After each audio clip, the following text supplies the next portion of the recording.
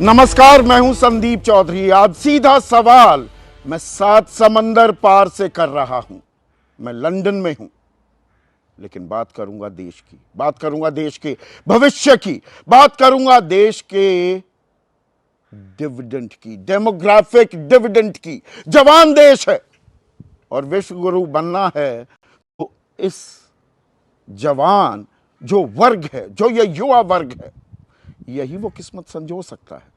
लेकिन 24 लाख छात्रों की, युवाओं की जान सांसत में है, जिन्होंने नीट की परीक्षा दी। 4 जून को नतीजे आ गए।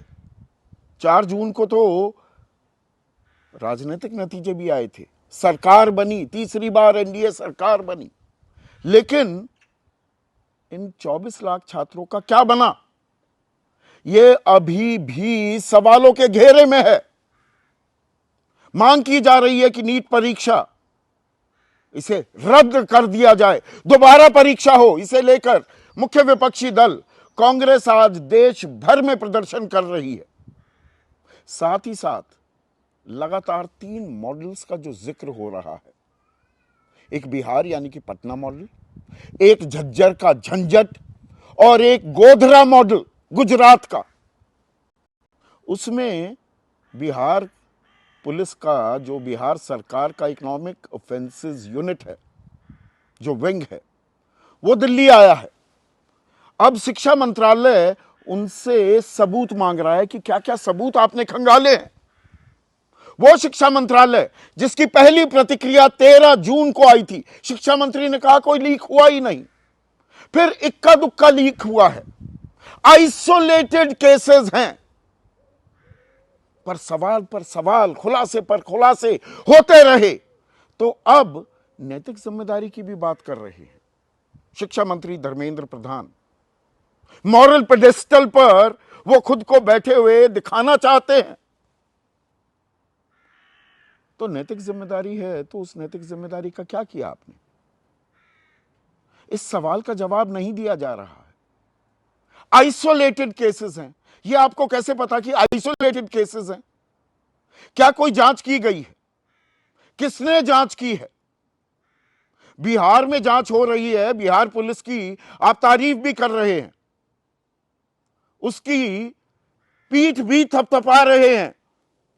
इकोनॉमिक ऑफेंसेस यूनिट की टीम को दिल्ली भी बुलाया जा रहा है, लेकिन वहां पर भी खुलासे दर खिलासों में और अध्याय और पाठ जुड़ रहे हैं। उसमें अब चिंटू और पिंटू की भी एंट्री हो गई है।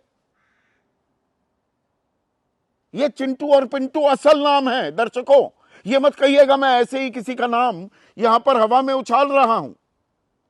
चिंटू और पिंटू। लेकिन उससे पहले मैं कुछ कबूलनामे आपके सामने पेश करना चाहूंगा। और कबूलनामा किसका है? अनुराग। ये एक अभ्यर्थी है और इसने क्या कबूल किया है? अनुराग यादव है ना। मैं नीट की परीक्षा की तैयारी कोटा के एलन कोचिंग सेंटर से कर रहा था। मेरे फूफा सिकंदर, सिकंदर का नाम बहुत आ रहा है, नीतीश का नाम बहुत आ रहा है और एक आनंद का बहुत नाम आ रहा है। तो मेरे फूफा सिकंदर, जो कि जूनियर इंजीनियर के पद पर कार्यरत हैं, एक दिन मुझे फोन कर उन्होंने बताया कि 5 मई को नीट की परीक्षा है, अब तुम कोटा से वापस आ जाओ। परीक्षा की सारी सेटिंग हो चुकी है। जिसके बाद मैं कोटा से वापस आ गया। मेरे फूफा ने 4 मई की रात में अमित आनंद और नीतीश कुमार के पास मुझे छोड़ा। मुझे जिस जगह पर छोड़ा गया था वहां पर नीट की परीक्षा का प्रश्न पत्र और उत्तर पुस्तिका दी गई। गौर कीजिएगा दर्शकों, जहां रात में परीक्षा में आने वाले सवाल और जवाब रटवाए गए। मेरा सेंटर DY पाटिल स्कूल में था। मैं स्कूल में परीक्षा देने गया तो जो प्रश्न पत्र, अब गौर फिर से कीजिएगा, मैं स्कूल में परीक्षा देने गया तो जो प्रश्न पत्र पूरी तरह रटवाया गया था, मुझे परीक्षा में 100% वही सवाल मिले। तो ये DY पाटिल स्कूल में ही ऐसा हुआ या ये पर्चा कितनों को लीक किया गया? क्या इसकी तफ्तीश हुई है? क्या ये बस वहीं तक उस डीवाई पाटिल सेंटर तक ही सीमित था क्या? और इस नतीजे पर कैसे पहुंच गया है शिक्षा मंत्रालय या एनटीए? पहले प्रश्न पत्र जलाने का उनके आप नंबर्स देख सकते थे, कितने सेंटर्स में उस कोड वाले प्रश्न पत्र गए हैं, इसका तो पता लगाना कोई रॉकेट साइंस नहीं है। लेकिन क्या किसी ने पता लगाने की जहमत उठाई या सबूत देने की जिम्मेदारी भी या तो विपक्ष की है या इन बच्चों की जो डरे हुए हैं, चिन्हित हो जाएंगे, माता पिता परेशान है, अरे भाई ज्यादा प्रदर्शन करने की जरूरत नहीं, वापस आ जाओ, थकाया जा रहा है। यह मैंने पिछले कार्यक्रम में बात कही थी। अब एक और कबूलनामा हो रहा है। आयुष, उनके पिता क्या कह रहे हैं? मेरी पहले से दोस्ती सिकंदर से थी। एक दिन मिलने गया तो सिकंदर ने पूछा कि कहां गए थे, तो मैंने बताया बेटे के पास कोटा गया था, कोटा में नीट की तैयारी करता है। सिकंदर ने तब कहा कि सब सेट है, 40 लाख रुपए लगेंगे, बेटा नीट पास कर जाएगा। और लालच में आकर सिकंदर को बेटे के सारे कागजात दिए और 4 मई की रात को बेटे आयुष को क्वेश्चन और आंसर रटवाया गया। तो आप ये समझ रहे हैं किसी के पास सोने का अंडा देने वाली वो मुर्गी है, 40-40 लाख रुपए में वो अंडे खरीदने को ग्राहक तैयार हैं, वो 4 लोगों को ही ये प्रश्न पत्र और उत्तर पुस्तिका रटवाएगा। वो आंकड़ा 400 क्यों नहीं हो सकता, 4000 क्यों नहीं हो सकता? इस सवाल की तहकीकात की गई है क्या? जिस तरह से झज्जर के झंझट की बात करें, वो हरदयाल जो स्कूल है, 6 बच्चे 67 में से 720 में से 720 नंबर उसी स्कूल में लेते हैं और 2 और बच्चे उनके 718 और 719 नंबर आते हैं, जो मैथमेटिकल इंपॉसिबिलिटी है एनटीए के फॉर्मूले से, जिसके तहत मार्किंग होती है, एक ही स्कूल में हो रहा है।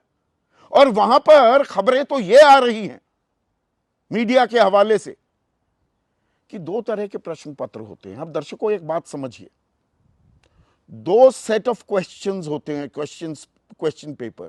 एक होता है ओरिजिनल, उसमें देरी फेरी हो जाए, कुछ उसका लीकेज का मामला सामने आ जाए तो एक सेफ्टी के लिए रखा हुआ प्रश्न पत्र होता है। पहला प्रश्न पत्र original state bank of India में रखा गया, दूसरा रखा गया कैनरा बैंक में, लेकिन वहां पर दोनों प्रश्न पत्र बांट दिए गए। फिर जब गड़बड़ सामने आई तो वो स्टेट बैंक ऑफ इंडिया वाले प्रश्न पत्र वापस ले लिए गए और कैनरा बैंक वाला जो प्रश्न पत्र था वो बच्चों के सामने रख दिया गया कि इसे हल कीजिए। पूरे भारत में वो ओरिजिनल प्रश्न पत्र के हिसाब से उत्तर लिखे अभ्यर्थियों ने, झज्जर में जो बैकअप ऑप्शन थी उसके हिसाब से उन्होंने आंसर्स दिए और मार्किंग भी हो गई और ग्रेस मार्क्स दिए गए हैं बच्चों को कि देरी हो गई, और वो दिए गए सिर्फ 1563 बच्चों को। ये आंकड़ा कहां से आ गया? एनटीए कहता है कि भाई जिन्होंने अदालत का दरवाजा खटखटाया, अरे कानून की निगाह में तो सब बराबर होते हैं। या तो ये बता दीजिए कि कितनी जगह देरी से प्रश्न पत्र बांटे गए, समय का तकाजा था। Why only 1563 students only? और ये मजाक दोनों तरफ हो रहा है। जो बच्चे अपनी मेहनत से, दाल में काला है, पूरी दाल भी काली हो सकती है, पर उसका मतलब ये नहीं कि हर बच्चे ने लीक पर्चे का ही इस्तेमाल किया। जो अपनी ईमानदारी से अव्वल आए हैं या वो सरकारी या निजी मेडिकल कॉलेजेस में दाखिला ले सकते हैं, अपने दम पर किया, वो क्यों दोबारा इम्तिहान दे? लेकिन सुप्रीम कोर्ट कहता है 0.001% भी अगर गड़बड़ झाला हुआ है तो पूरी परीक्षा रद्द की जानी चाहिए। AIPMT 2015 में यही हुआ था। पर दोबारा पर्चा कराना ऐसे मौसम में जब सरकार बनी हो, अपने दम पर बहुमत नहीं, घटकों की बैसाखी की जरूरत हो,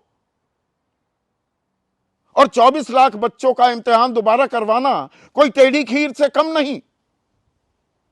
उसकी तैयारी करनी पड़ेगी, 3-4 महीने और लग जाएगा, सत्र डिले हो सकता है, 0 ईयर भी हो सकता है। तो क्या यह पर्दादारी की जा रही है? और जो अनकंफर्टेबल सवाल हैं, उन सवालों से क्या बचा जा रहा है? गोधरा में भी यह खुलासा हुआ। अब यह आइसोलेटेड केस तो नहीं हो सकते, आइसोलेशन में तो नहीं हुआ। सीबीआई जांच क्यों नहीं होती? विपक्ष के बहुत से नेता यह आरोप लगा रहे हैं यह राष्ट्रीय स्तर पर एक व्यापम घोटाला है। व्यापम घोटाले का आज तक सच सामने नहीं आया, इसका सच कभी सामने आएगा और आप दोषियों को बख्शेंगे नहीं। तो यूजीसी नेट का इम्तिहान जिसमें 9 लाख अभ्यर्थी थे, उसको आपने रद्द क्यों कर दिया? कौन थे वो मुजरिम? क्या आपने उनकी शिनाख्त कर ली, पकड़ लिया? नहीं, वहां पर तो आप मुतमईन हो गए कि जी घपला हुआ है, कुछ लीकेज हुई है, तो वहां पर आपने कर दिया। लेकिन यहां पर क्यों करने को तैयार नहीं है? ये कुछ ऐसे सवाल हैं जिनके जवाब देश को मिलने चाहिए, और देश से पहले जो हमारी युवा पीढ़ी है उनको तो ये जवाब मिलने ही चाहिए। आज सुबह मैं लंदन में, यहां पर भी ये चर्चा का विषय है, मैं बहुत से डॉक्टरों से मिला, उसमें भारतीय के डॉक्टर्स भी थे। वो माथे पर हाथ रखकर बैठे हुए थे कि ये क्या हो रहा है वहां पर, सच्चाई क्या कभी सामने आएगी भी? और उदाहरण दिया गया चीन का। अब चीन का उदाहरण गौर से सुनिएगा। चीन में इसी तरह से जो लोग डॉक्टर बनना चाहते हैं, जो युवा वहां के डॉक्टर बनना चाहते हैं, एक गांव काओ एग्जाम होता है यूनिवर्सिटी एंट्रेंस के लिए। 1,30,00,000 युवा छात्र इस इम्तिहान को लेते हैं। 1,30,00,000, 23-24 लाख से 4-5 गुना। अब इन एग्जाम्स को, इन क्वेश्चन पेपर्स को गुप्त ठिकानों पर रखा जाता है। तैयार करने की जिम्मेदारी सरकार की होती है। They are treated as state secret, राज रहस्य। मतलब भारतीय परिप्रेक्ष्य में तुलना करूं, कोई वहां पर गड़बड़ झाला करे या कोई पेपर लीक कराने की कोशिश करे तो ऑफिशियल सीक्रेट एक्ट में, राजद्रोह में सीधा जेल में ठोक दिया जाएगा। No ifs and buts. Internet, mobile से दूर रखा जाता है इन चीजों को। खुफिया विभाग भी इसमें शामिल किया जाता है। सेना की निगरानी होती है। बैंक की मनी वैन का इस्तेमाल किया जाता है। एग्जाम सेंटर पर ड्रोन में ये प्रश्न पत्र लाए जाते हैं। रेडियो सिग्नल रोक दिए जाते हैं उस इलाकों में। प्रश्न पत्रों की जीपीएस से ट्रैकिंग होती है। चीन कर सकता है, हम क्यों नहीं कर सकते? यह संशय क्यों बना रहे? आने वाले सालों में, यह साल 2024 कहीं इस बात के लिए तो याद नहीं किया जाएगा। और विदेशों में चर्चा होती है हमारे डॉक्टरों की धाक है, तूती बोलती है भारतीय डॉक्टरों की।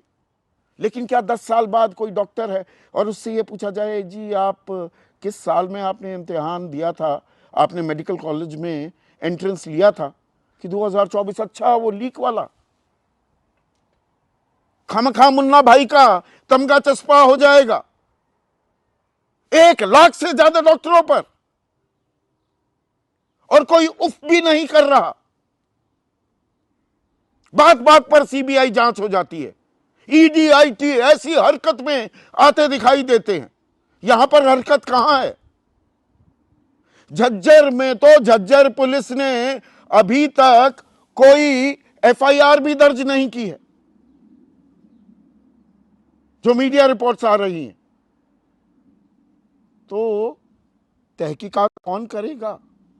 ये अपने आप में एक बड़ा सवाल हो जाता है। और ऐसे में आज का सीधा सवाल, नीट छात्रों का मुकद्दर कब तक खाक करेंगे सिकंदर? ये सिकंदर जैसे, और ये छोटी मछली है, बड़ी मछली कहाँ है? बिहार में अजीबोगरीब काम चल रहा है। सत्ता पक्ष आरोप लगा रहा है कि जी वो पीए प्रीतम वो तेजस्वी का है। तेजस्वी कह रहे हैं कि अरे बी माय गेस्ट, इनसे पूछताछ करिए, कुछ किया है तो जेल में डालिए। खामखा की राजनीति के खेल में भी हम फंस रहे हैं। और अगर कहीं भी पेपर लीक तो कैसे मान लें कि परीक्षा ठीक? चर्चा में मेरे साथ अभिषेक झा हैं, युवा चेहरा है, राष्ट्रीय प्रवक्ता हैं जेडीयू के, बिहार से ही आते हैं, बच्चों को ये भी तैयारियां करवाते हैं। इसके अलावा गुरदीप सप्पल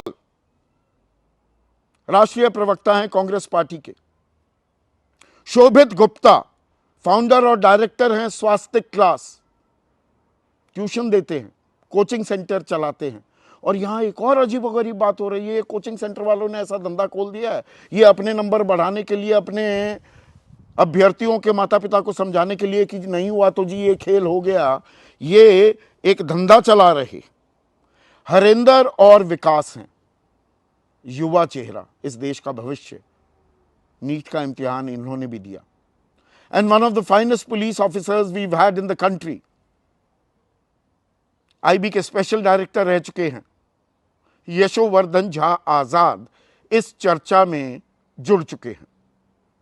अभिषेक झा नैतिक जिम्मेदारी भी ले ली शिक्षा मंत्री ने।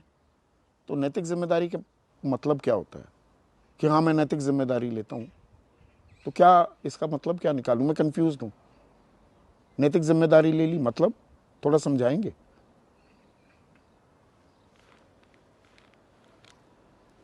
मैं बड़ी साफ गोई से इसका जवाब देना चाहता हूं संदीप जी। बहुत बड़ा और संगीन मामला है। इस तरह की गड़बड़ी अगर इस तरह की प्रतिष्ठित परीक्षा में होती है, छात्रों के भविष्य के साथ खिलवाड़ होता है, तो ये टॉलरेट करने वाली चीज़ नहीं है। नैतिक जिम्मेदारी से उनका मतलब रहा होगा कि चूंकि सरकार की जवाबदेही बनती है, पूरे महकमे की जवाबदेही बनती है, तो इससे पीछे हटने की बात नहीं हो सकती है। अब इस नैतिक जवाबदेही के बाद क्या, ये प्रश्न आपके मन में भी कौन देगा, सबके मन में कौन देगा कि इस नैतिक जवाबदेही के बाद क्या कार्रवाई, क्या ना, उससे पहले सवाल कौन रहा है? सॉरी मैं इंटरप्ट कर रहा हूं, थोड़ा व्यथित भी हूं। एक सेकंड अभिषेक, एक सेकंड अभिषेक, मैं व्यथित भी हूं। I am sorry to interrupt you so soon, पर एक क्रोनोलॉजी समझिए ना। 13 जून को शिक्षा मंत्री पहला आधिकारिक बयान देते हैं, जी लीक हुआ ही नहीं। फिर कहते हैं 2 जगह कुछ घपला हुआ है। अब फिर कहते हैं कि आइसोलेटेड मामला है। अब कह रहे हैं नैतिक जिम्मेदारी। आइसोलेटेड मामला है, क्या पता किया, किससे तफ्तीश कराई? झज्जर में कोई एफआईआर दर्ज हुई है? गोधरा में क्या किया? बिहार पुलिस की तो ताल ठोक रहे हैं, उनकी पीठ थपथपा रहे हैं। ये निष्कर्ष कैसे निकाले जा रहे हैं, मैं ये जानना चाह रहा हूं। देखिए, जहां तक मेरी समझ है संदीप जी, अगर एक बड़े से ड्रम जिसमें पानी रखा हो और किसी ने अगर एक बूंद जहर लाकर उसमें मिला दिया, तो यह खोज पाना कि पानी के किस कण में वो जहर है, ये बड़ा असंभव सी बात है। और हमें ऐसा लगता है कि अगर त्रुटि गड़बड़ी हुई है, जो कि तफ्तीश लगातार हो रही, सारे तथ्य कबूलनामे तो सामने आ चुके हैं, सबूत भी हमें लगता है कि बहुत जल्द सामने चले आएंगे। अगर पर्चा लीक होता है, किसी भी एक कोने में लीक होता है, तो हम इस बात को लेकर एंटिसिपेट इतनी जल्दी नहीं कर सकते हैं कि सिर्फ कुछ ही लोग इससे लाभान्वित हुए होंगे। अगर संख्या में लोग लाभान्वित हुए हैं, तो निश्चित रूप से आगे की कार्रवाई जो दिखती है वो यही है कि जैसे पहले भी कई बार आपने देखा है कि देश में परीक्षाएं रद्द हुई हैं, उसी दिशा की तरफ सरकार को बढ़ना चाहिए। मुझे लगता है कि लगातार डिपार्टमेंट के लोग और जो एजेंसियां हैं वो इस दिशा में काम कर रही हैं, बढ़ रही हैं। क्योंकि कदाचार मुक्त परीक्षा हो, सबको समान रूप से मौका मिले, ये तो प्राथमिकता में शामिल है ही। किसी को इस तरह का वेस्टेड फायदा मिल जाए, कोई त्रुटि करे, गड़बड़ी करे, तो ये बर्दाश्त करने वाली चीज कतई नहीं है संदीप जी। तो नैतिक जवाबदेही तो सरकार की है, हम सबकी नैतिक जवाबदेही बनती है। मुझे अभिषेक, राजनीति के लिए नहीं है। अभिषेक मुझे एक चीज समझाइए, एक चीज समझाइए। मैं कोई ना तो नादान हूं ना मासूम हूं, जिंदगी के बहुत थपेड़े खाए हैं, पत्रकार हूं, चीज़ों के तह तक जाने की एक पुरानी आदत है, बीमारी है ये। 4-5 बच्चे करेंगे पटना में घपला। ये सिकंदर है, ये नीतीश है, ये जो भी हैं। 40 लाख रुपए अनुराग यादव कह रहा है कि मैं तो एलन में कोचिंग ले रहा था, फूफा ने बुलाया और कहा कि बेटा तेरा नीट पास करा दूंगा। और जो 4 मई को आंसर रटवाए जिन सवालों के, वही सवाल जस के तस 5 मई को इम्तिहान में भी आए। किसी के पास सोना देने वाली, सोने के अंडे देने वाली मुर्गी है, वो 4 लोगों को ही अंडे बांटेगा, या 400 को, या 4000 को, या 40,000 को। वो बस 1,60,00,000 में उनका दिल भर गया। ये मतलब इस निष्कर्ष पर कैसे पहुंचा है? नहीं संदीप जी, मुझसे अगर आप पूछें, नहीं आप नहीं, ये तो देखिए संदीप जी, अगर आप मुझसे पूछे मेरा एंटीसिपेशन, तो जो तथ्य सामने आए हैं उसके हिसाब से जो आप सोच रहे हैं वही चीजें मेरे दिमाग में भी आ रही हैं कि सिर्फ 4 लोग इससे लाभान्वित हुए होंगे या 40 होंगे या 400 होंगे, ऐसा नहीं है। संख्या बड़ी हो सकती है, इस बात को कोई इनकार नहीं कर सकता है, और ये पूरे तथ्य पूरी तफ्तीश में सामने आएंगे। और तभी मैंने कहा ना कि अगर इतनी बड़ी संख्या में लोग लाभान्वित होते हैं और कब होगी तफ्तीश? कब होगी तफ्तीश? ऐसी चीज छोटी छोटी बात पर ये ईडी, आईटी, सीबीआई ऐसी हरकत में आते दिखते हैं। ये 24 लाख बच्चों के भविष्य का सवाल है। क्या कर रही है सीबीआई? सरकार सीबीआई की जांच के आदेश तत्काल प्रभाव से क्यों नहीं देती, या अब तक क्यों नहीं दिया? देखिए सरकार, देखिए मैं एक बात आपसे बताता हूं। देखिए, कई बार ऐसा होता है कि चींटी को मारने के लिए हम बंदूक का इस्तेमाल नहीं करते हैं, और किसी बड़े दुश्मन को मारने के लिए मिसाइल का भी इस्तेमाल होता है। तो अभी जो एजेंसियां कार्रवाई कर रही, जांच कर रही हैं, उसमें बहुत सारे तथ्य खुद ब खुद सामने आएंगे। जब ऐसा लगता है कि भाई चीजें सुचारू ढंग से जांच के रूप में नहीं चल पा रही हैं, तब और एजेंसियों को लगाया जाता है। कॉम्पिटेंसी पर हम सवाल नहीं उठा रहे हैं अभी, चूंकि समय किसी को भी मिलना चाहिए सारी तफ्तीश करने के लिए लगातार। अभी आपको धन्यवाद देना चाहिए भाई बिहार की पुलिस को, कि बिहार की पुलिस ने त्वरित कार्रवाई करते हुए खुद स्वतः संज्ञान लिया, केस दर्ज होता है, बहुत सारे मामले सामने आते हैं। तो भाई अभी पुलिस की तरफ से जांच चल रही है। किस बात का? सरकार के पुलिस लगेगा कि जांच की गति पहले आंखों में आंख और कान में तेल डालकर बैठी हुई थी। एलआईयू को जानकारी नहीं मिल रही थी। 3 मई को खबर सोशल मीडिया पर वायरल हो रही थी कि पर्चे लीक हो रहे हैं। अब जाकर जागे और मैं पीठ में थपथपाऊं आपके उप मुख्यमंत्री विजय सिन्हा की। वो कह रहे हैं कि नहीं, ये तो तेजस्वी का पीए प्रीतम है। तेजस्वी कह रहे हैं प्रीतम ने किया है तो डालो ना जेल में, सारी चीज निकाल दो। आप उसे राजनीतिक आयाम देते हैं, इस बात की पीठ थपथपाई जाए। देखिए संदीप जी, हम प्रशासनिक महकमे में जो लोग होते हैं उनको प्रोत्साहित करने के लिए भी बहुत सारी चीज़ें करते और कहते हैं, ऐसा नहीं है। और जहां चूक हुई, जिनसे चूक हुई है, आपने सुना शिक्षा मंत्री जी ने भी कहा और हम भी लगातार यही बातें कह रहे हैं कि जहां चूक हुई है, चाहे वो एनटीए का पूरा महकमा हो या परीक्षा कराने की प्रणाली में लगे हुए लोग हों, जहां भी चूक हुई होगी वहां भी कार्रवाई होगी। और अभी हम ऐसा मानते हैं कि जांच सही दिशा में चल रही है। जब स्पीड स्लो हो या बाकी सारी चीजें हो तो निश्चित रूप से अन्य एजेंसियों को भी लगाया जाता है। हमारी प्राथमिकता में अभी राजनीति नहीं है, हमारी प्राथमिकता में अभी है कि जड़ तक पहुंचना और अद्यतन कार्रवाई सुनिश्चित करना। परीक्षा कैंसिल करने की नौबत भी यदि आती है तो हमें लगता है कि सरकार या डिपार्टमेंट एक कदम भी पीछे हटेगा। ठीक है गुरदीप सप्पल, जब राजनीति का सवाल है, कांग्रेस भी राजनीति ही कर रही है क्या?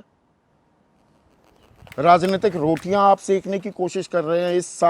इस देश में पिछले 7-8 सालों पर ही नजर डालें, 1,70,00,000 अभ्यर्थी, 15 राज्यों में 17 इम्तिहानों में पर्चे लीक हो चुके हैं या धांधली की खबर आई है। उसमें आपके शासित राज्य भी हैं।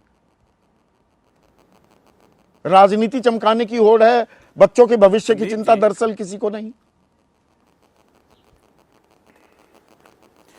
संदीप जी, इस देश में आज़ादी के बाद एक विश्वास सबको था कि अगर मेहनत से पढ़ाई करेंगे तो आगे बढ़ेंगे। आपकी हमारी उम्र हो गई, हमारे पहले की पीढ़ी भी रही। ये जो कहानियां अब नज़र आ रही हैं, ये पहले तो नज़र नहीं आती थी, इक्का दुक्का केस होते थे। अभी नीट की बात हो गई, यूजीसी नेट की बात हो गई, लेकिन आपके दर्शकों को यह भी तो पता होना चाहिए कि पिछले साल आईआईटी जेईई के एग्जाम में सीबीआई इंक्वायरी की ऑर्डर उड़ीसा हाईकोर्ट ने क्यों दिया था? क्योंकि वहां भी एनटीए ने गड़बड़ की थी। उसके एक साल पहले मेडिकल के मामले में मद्रास हाई कोर्ट ने ऑर्डर दिया था सीबीआई इंक्वायरी सीआईडी इंक्वायरी का, क्योंकि ओएमआर शीट की जांच में गड़बड़ की गई थी मेडिकल में। उसके एक साल पहले सीबीआई इंक्वायरी का ऑर्डर हुआ था रेलवे रिक्रूटमेंट बोर्ड में। और ये तो वो मुद्दे हैं जो जनता ने कोर्ट तक पहुंचा दिए। वो जो 70 पेपर लीक हुए उसकी जिम्मेवारी किसकी है? अगर कांग्रेस पार्टी ये सवाल पूछेगी जो अभी आपने पूछा कि रिस्पॉन्सिबिलिटी ले ली, जिम्मेदारी ले ली, अब क्या? तो मेरा सवाल यह है, पिछले कई साल से लगातार सीबीआई की इंक्वायरीज ऑर्डर हो रही हैं, वो कहां पहुंची? पिछले 4-5 साल के अंदर एनटीए के लगातार शिकायतें आ रही हैं, तो क्या भारत सरकार में, मोदी सरकार में ऐसा कोई व्यक्ति नहीं था जो इस बात पे चर्चा की होती, कोई कमेटी बनाई होती, कोई रिव्यू किया होता? क्योंकि बच्चों के करियर का सवाल था। ये वो बच्चे हैं जो मेहनत से पढ़ाई करते हैं, जिनके माँ बाप की पूरा जो अरमान है, भविष्य है, उनकी तैयारी पे टिका होता है। आज नीट के बहाने चर्चा हो रही है।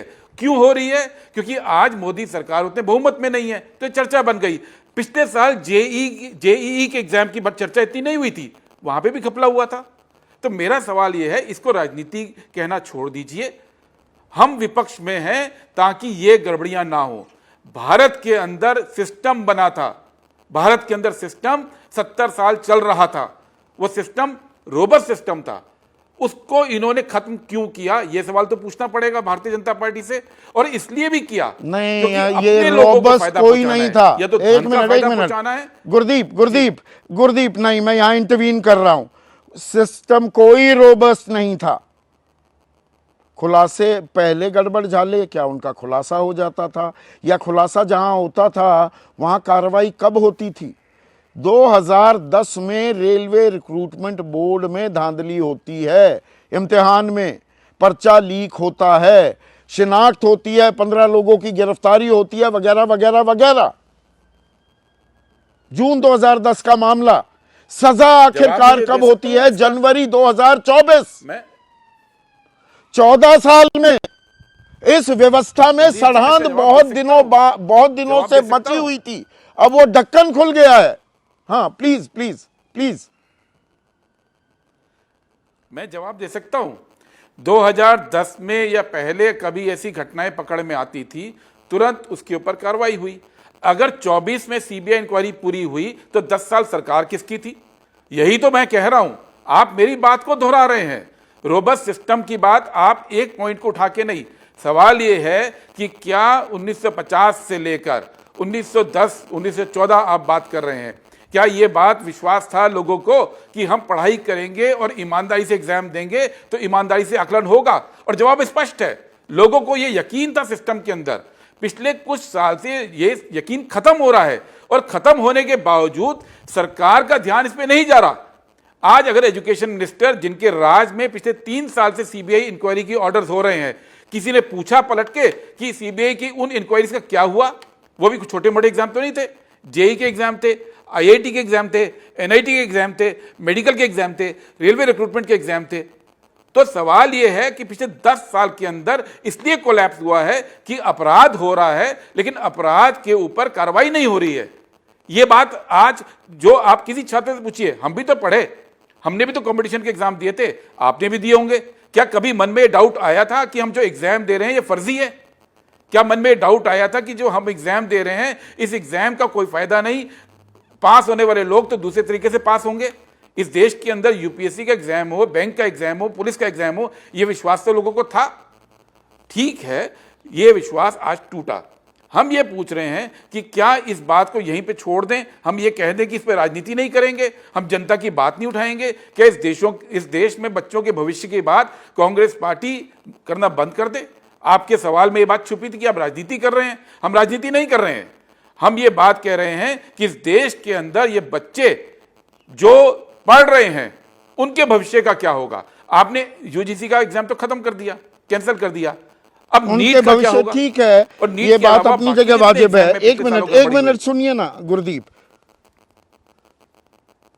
जी शोभित, पर यहाँ मैं राजनीति वाला सवाल इसलिए भी उठा रहा हूँ, अब आप जैसे लोग जो बच्चों के मेंटर हैं, कोचिंग करते हैं, सवाल यहाँ भी उठने लगा, ये कोचिंग सेंटर वाले आग भड़का रहे हैं, बच्चों को उकसा रहे हैं, जानबूझकर शक व शुबा पैदा कर रहे हैं सर आप कि इनको तो अपना धंधा चलाना है, धंधा चमका रहे हैं।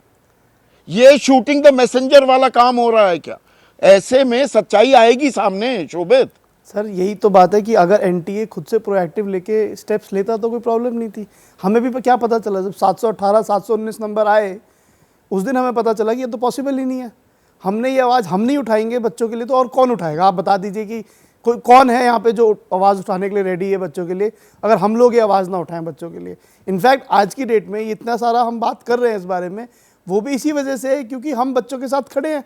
बच्चे बेचारे परेशान हैं, हम उनकी परेशानी देख के हम क्या घर में बैठ जाएं कि जी कोई बात नहीं तुम परेशान घूमते रहो रोड पे, बट जेन्युइनली तो बच्चे परेशान है ना। At the end of the day वो पूरी तैयारी करें, पूरी मेहनत करें। कुछ बच्चे 4-4 साल से इसके एग्ज़ाम की तैयारी कर रहे हैं, उसके बाद पता चले रिजल्ट तो जी कुछ ऐसे मास चीटिंग हो गई या फिर पेपर लीक हो गया या किसी को ग्रेस मार्क से मिल गया रिजल्ट। आप बताइए ये हमारे लिए प्रॉब्लम है। बच्चे इस एग्ज़ाम की तैयारी करना बंद कर देंगे अगर आप ऐसे सोचेंगे तो, क्योंकि जो बात है वो एग्ज़ाम पे से भरोसा बच्चों का उठ रहा है। अभी मैं बच्चों से बात कर रहा था, कह रहे थे हमारा मन ही नहीं कर रहा पढ़ाई करने का। क्यों नहीं? अभी तो एग्जाम पॉसिबिलिटी है ना एग्जाम दोबारा होने की, तो हमारा मन ही नहीं कर रहा पढ़ाई होने का। क्यों? क्योंकि ये इतना कैच 22 भी है शोभित। बिल्कुल शोभित हाँ। शोभित शोभित, क्या ये कैच 22 भी है?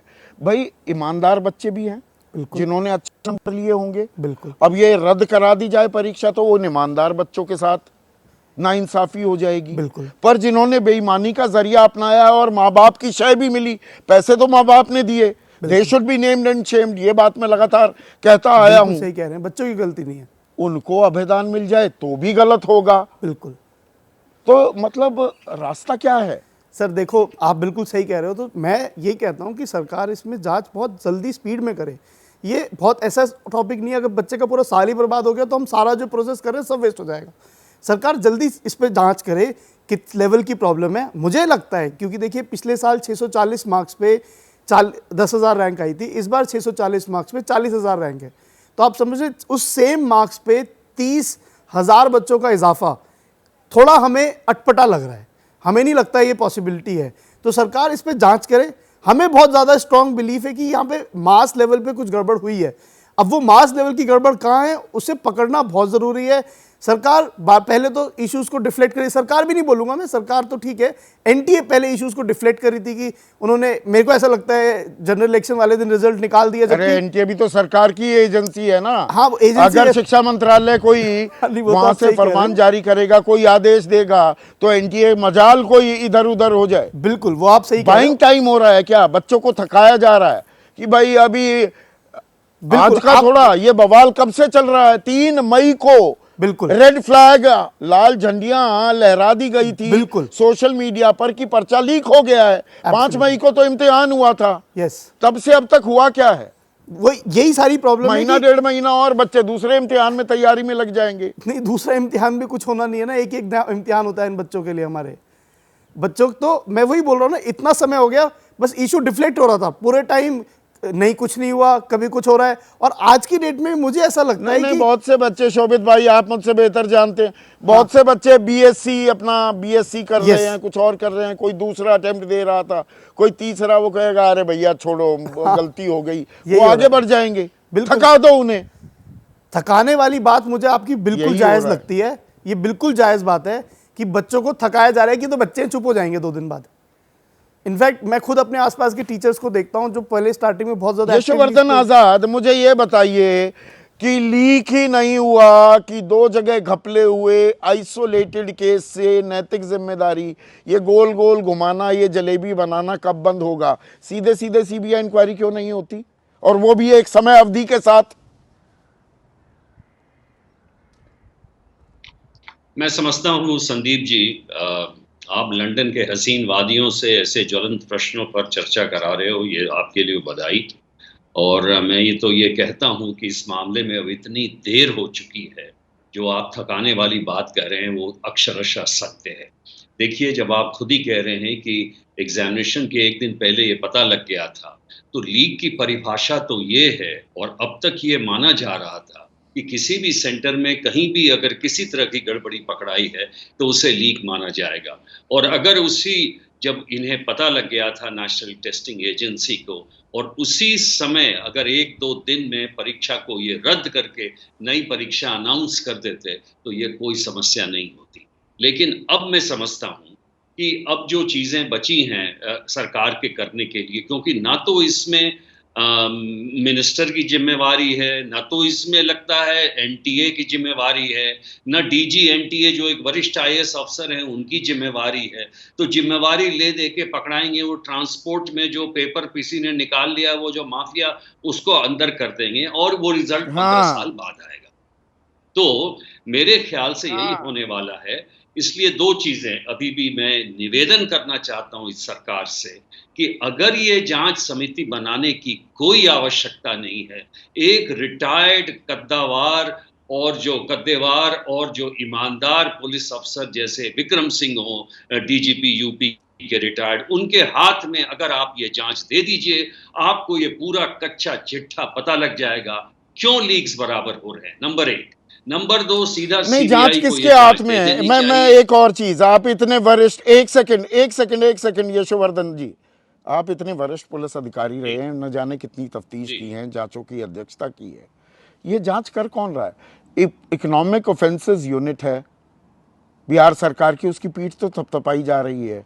मैंने अभी अनुराग यादव का जिक्र किया, आयुष जो है उसने अपने कबूलनामे में ये भी कहा है कि मैं नहीं, मेरे अलावा वहाँ 24-25 छात्र और थे जिन्हें प्रश्न पत्र के साथ उत्तर रटवाए जा रहे थे। तो 2-3 मामले या 4 बच्चों का मामला तो है नहीं।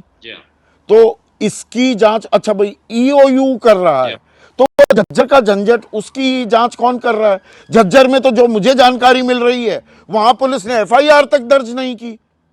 वहां पे जो बैकअप पेपर था, क्वेश्चन पेपर, उस पेपर को बांटा गया जो पूरे भारत में नहीं बांटा गया। गोधरा की जांच कौन कर रहा है? जांच कर कौन रहा है?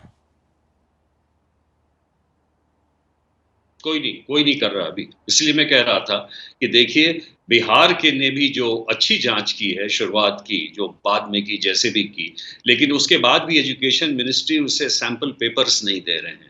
ये किस तरह का सीआरपीसी का ये कानून है, मैं नहीं समझा कि पुलिस को कोई नहीं रोक सकता है जांच से, और ये विवेचना है, ये जांच भी नहीं है, क्योंकि उसमें केस रजिस्टर है। और जो आप कह रहे हैं संदीप जी, उसके बारे में सबूत इकट्ठे हो गए हैं, जैसा कि आपको मालूम है, जले हुए कागज और वो जो जिस स्कूल में मिले हैं, उससे ये स्पष्ट हो गया है कि इसमें ठोस सबूत है। और उसी सबूत को पुख्ता करने के लिए एविडेंस के स्वरूप वो एजुकेशन मिनिस्ट्री से वो सैंपल पेपर्स मांग रहे हैं, जो कि नहीं दिए जा रहे हैं। तो इसका अर्थ स्पष्ट है कि अभी भी जो सरकार है वो हिचक रही है ये कहने में कि लीक हुआ है, यानी कि लीक की परिभाषा बिल्कुल अब बदल जाएगी। और जैसा कि आपने कहा, ये जरूर होगा संदीप जी, पर्दादारी की जा रही है। ऐसे में मुझे ये बताइए, हाँ बिल्कुल। और यशोवर्धन जी, एक और चीज बताइए, जो ये मेरी रिसर्च टीम ने, मेरे प्रोड्यूसर हैं अभिषेक, रिसर्च टीम हेड करते हैं त्रितेश, उन्होंने निकाला गाओकाओ एग्जाम जो है चीन का, 1,30,00,000 छात्र लेते हैं, 4 से 5 गुना नीट से। और वहां के इंतजाम क्या, ड्रोन में क्वेश्चन पेपर आ रहे हैं, उन्हें स्टेट सीक्रेट माना जाता है, मतलब लीकेज हुआ है ऑफिशियल सीक्रेट एक्ट में, अंदर जाओगे सेना की निगरानी होती है, बैंकों में रखे जाते हैं। ये इसमें कौन सी रॉकेट साइंस है? हमने बस कानून बना दिया कि 10 साल की सजा हो जाएगी, 2 का जुर्माना हो जाएगा, किसी के कद्दू असर नहीं पड़ रहा। मैं इस जानकारी के लिए बल्कि आपको इसी बात पे आ रहा था और धन्यवाद देना चाहता था कि देखिए, अगर आपकी प्राथमिकता है, मैं तो इस बात को ये भी कहना चाहता हूं कि नीट की जो परीक्षा है, इसे मैं आईएएस आईपीएस से ज्यादा महत्वपूर्ण मानता हूं, क्योंकि जी और नीट की परीक्षा से हमें डॉक्टर और इंजीनियर्स मिलते हैं जिनकी इस देश को ज्यादा जरूरत है आईएएस आईपीएस से। और इसलिए उसको उसी प्रकार की प्राथमिकता देनी चाहिए जैसा कि चीन देता है। आपने बिल्कुल ठीक कहा इसके लिए आप सीएपीएफ यूज कर सकते हैं। आप सड़ी सड़ी चीजों में पुलिस और सीएपीएफ को यूज करते हैं, तो इन सही कार्य के लिए, इस पुण्य कार्य के लिए आप सेंट्रल पुलिस फोर्सेस को क्यों नहीं इस्तेमाल करते हैं? क्योंकि ट्रांसपोर्टेशन से जो लीक होता है, बीच बीच के जगह से लीक होता है, जो माफिया पुनः और बार बार इस चीज को करते हैं, वो क्यों नहीं पकड़ाते हैं? लेकिन एक चीज और अंत पे जरूर कहूंगा कि सबसे बड़ा अपराध तो संदीप जी वो गुजरात के उस गोधरा जगह का है, जहां पर लोग बाहर से आके सेंटर चाहते हैं परीक्षा देने के लिए। इसका क्या मतलब है बताइए? और इसके ऊपर न कोई जानकारी की गई है। और क्या वो इसका समिति जो है मतलब इस पे इसमें जानकारी, धरपकड़ तो बड़ी कोई आसान जांच? हो सकती है।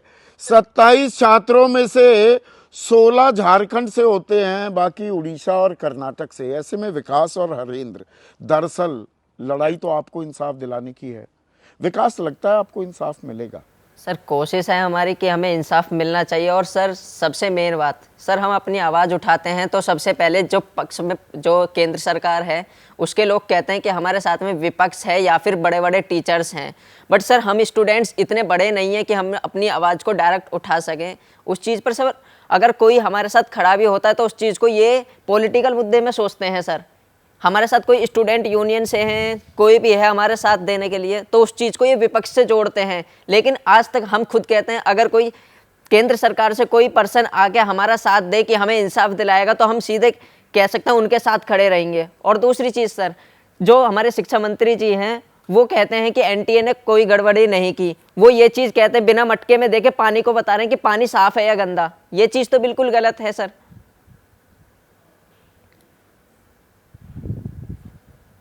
बिल्कुल गलत ही नहीं। और इसमें हरेंद्र, एक और अहम बात जो है, मतलब पूरी जब एग्जामिनेशन व्यवस्था सवालों के घेरे में आ जाए, फ़र्ज़ कीजिए आप कर लेते नीट पास भी, 10 साल बाद कोई पूछता अच्छा हरेंद्र आप 2024 वाले उस बैच के निकले हो जिसमें वो घपले की खबर आई थी। आपकी ईमानदारी में भी आप पर कोई मुन्ना भाई टाइप डॉक्टर होने का आप पर आरोप लगा दे, हम उसके लिए अपने आप को खोल रहे हैं क्या? ऐसी व्यवस्था बना दी क्या? सर एक्चुअली में आप सही कह रहे हो, क्योंकि अब 2024 का पेपर तो अब सब सुर्खियों में ही है। तो अब ऐसा है, जो मेहनत से नंबर लाया है उसकी भी कोई वैल्यू नहीं है, और जो चीटिंग करके लाया है उसकी भी कोई वैल्यू नहीं है। तो अगर बाई चांस हम डॉक्टर बन भी जाते और आगे चल के कोई हमसे ये पूछता कि आप कौन से वाले बैच के हो, तो 2024 वाला बैच नाम सुनते ही सब ये कहते कि तुम फर्जी वाले हो, तो हमारी कोई वैल्यू रहती नहीं है। तो ये आप बिल्कुल सही कह रहे हो कि 2024 का नाम सुनते ही अब आजकल जो भी कोई डॉक्टर 2024 से बनेगा उसको सिर्फ एक ही नाम दिया जाएगा, फर्जी वाला। उसकी कोई मेहनत नहीं देखेगा, कोई कुछ नहीं देखेगा, कितने साल से मेहनत कर रहा है, क्या कर रहा है, फर्जी वाले का नाम दे दिया जाएगा। और मैं सरकार से एक सवाल करना चाहूँगा कि आप जाँच कर रहे हो तो इतनी धीरे क्यों? 8 तारीख को फैसला, 8 तारीख के फैसले पर अभी तक आपने कोई भी ऐसा कोई ठोस सबूत नहीं दिया ना। सर वो शिक्षा मंत्री हमारे कुछ बोल रहे हैं, तो मतलब 8 तारीख की सुनवाई के बाद भी और तारीख मिलने बाकी है हमें। जब काउंसलिंग पूरी हो जाएगी, बच्चों के एडमिशन हो जाएंगे, तब कैंसिल करोगे आप चीज़ें? तब जो बच्चा पीछे बैठ जाएगा, काफ़ी चीज़ें अपने आप पे मेंटल प्रेशर ले लेगा, तब जाके चीज़ें ठीक करोगे आप। चीज़ें ठीक होंगी कब? आपने ऐसी कोई इतनी तेज़ जांच कराई कहाँ है? आप 8 तारीख को सुनवाई, 8 तारीख की सुनवाई के लिए हमें तो नहीं लग रहा आप इतनी तेज़ जाँच कर रहे हो। तो ये होगी कब जाँच? अगली तारीख टाइम बाय किया जा रहा है। क्या हरिंदर बिल्कुल ठीक कह रहे हैं? यही सबसे बड़ी आशंका है कि टाइम बाय कर लो, आ जाए, काउंसलिंग शुरू हो जाए, सब थक जाएंगे, वापस अपने घर चले जाएंगे। थका दो, युवा को थकाओगे, युवा थक जाएगा, देश विश्व गुरु कैसे बनेगा? ये व्यवस्था को सोचने की जरूरत है। चीन ऐसा कर सकता है, हम क्यों नहीं कर सकते? सीबीआई की जांच क्यों नहीं हो सकती? एक टाइमलाइन क्यों नहीं बांधी जा सकती? या बाद में कहेंगे अरे 24 लाख बच्चों के लिए इम्तिहान दोबारा से कैसे कराएं, या 0 ईयर हो जाएगा। हम जबरदस्ती एक सीधी सादी समस्या को कॉम्प्लिकेट कर रहे हैं क्या? और बच्चों के साथ खड़ा होना भी अब क्या गुनाह होने वाला है? इस बारे में सोचिए। आज सीधा सवाल में बस इतना ही। नमस्कार।